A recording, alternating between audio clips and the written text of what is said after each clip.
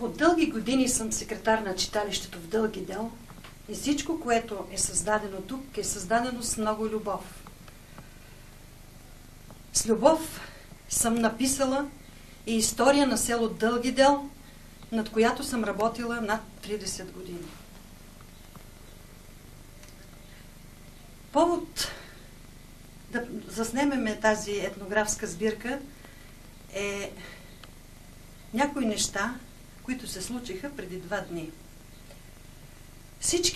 Почти всички колективи в читалището са съносители на златни отличия, включително и театралния колектив.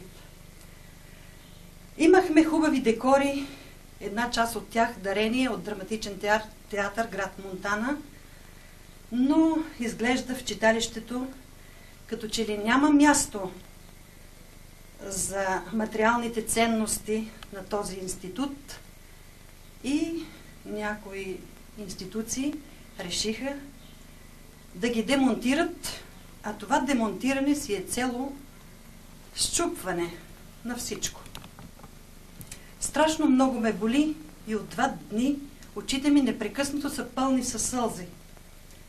Защото много е болно, когато създаваш нещо с години и идва някой, който нищо не е създал, поне така мисля за селото, и с лека ръка започва да руши.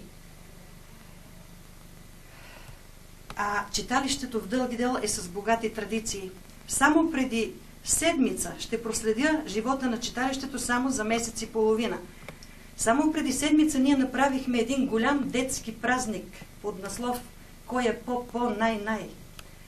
Само след 2 седмици ще участваме в 8-я национален събор в град Копривщица. Седмица по-късно ще изнесем голям концерт на празника на гората, а след това читалището ще участва със собствен сценарий на сватба на наша съселянка. Така че досега ние сме снимали на видеокасети възхода на читалището. Затова днес си позволих да заснемем и разрухата. Използвам случая